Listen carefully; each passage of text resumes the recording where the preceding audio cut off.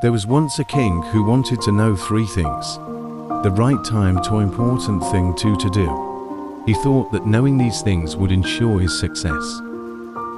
He announced that he would reward anyone who could teach him these things.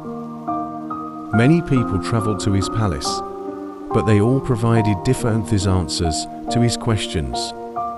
Regarding the first question, some said that the king should make a detailed schedule, so that he could always know the perfect time to do everything.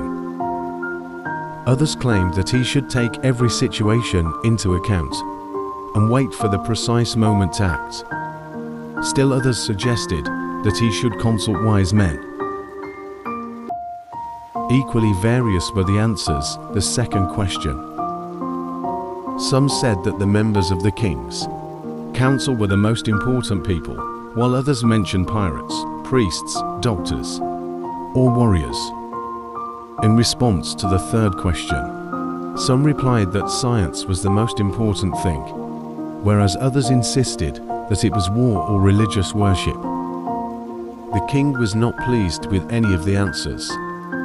Still wishing to find the best answers to his questions, the king decided to visit an old hermit who was famous for his wisdom.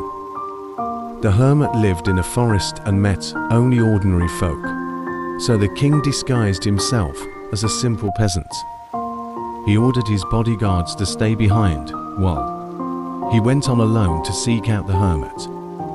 Reaching the hermit's hut, the king found the old man digging in his garden. The hermit greeted the king and continued digging. The king said, "I have come here to ask you three questions. How can I learn the right time to do everything? Whom do I most need to pay attention to? Finally, what is the most important thing to do?" The hermit listened carefully, but declined to respond. "You must be tired," the king said. "Let me help you with that."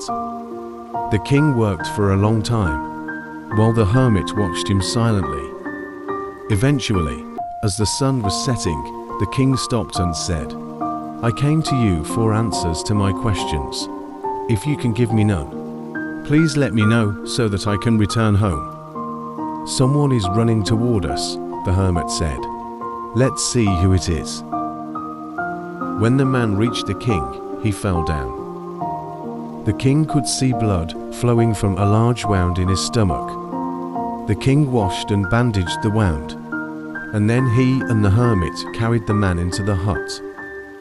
The man closed his eyes and fell asleep. Because he was completely exhausted, the king also lay down and slept.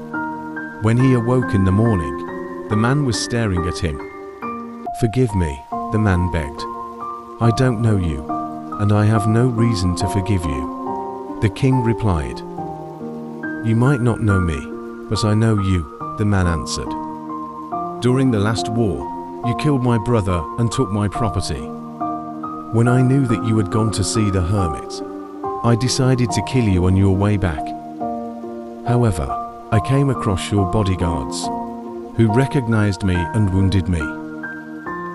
Although I escaped, I would have died if you hadn't saved my life. Now, my sons and I will serve you forever." Pleased to have made friends with his enemies so easily, the king forgave the man and promised to restore his property. After the man left, the king went outside to talk to the hermit. "For the last time, I beg you to answer my questions," the king said. "They've already been answered," said the hermit. "What do you mean?" the king asked. "If you hadn't helped me, you would have left, and that man would have attacked you. Therefore, the most important time was when you were digging. Later, the most important time was when you cared for the man. If you hadn't helped him, he would have died. So he was the most important person, and helping him was the most important thing. Remember, there is only one time that is important now. The person that you are with is the most important person, and doing that person good is the most important thing.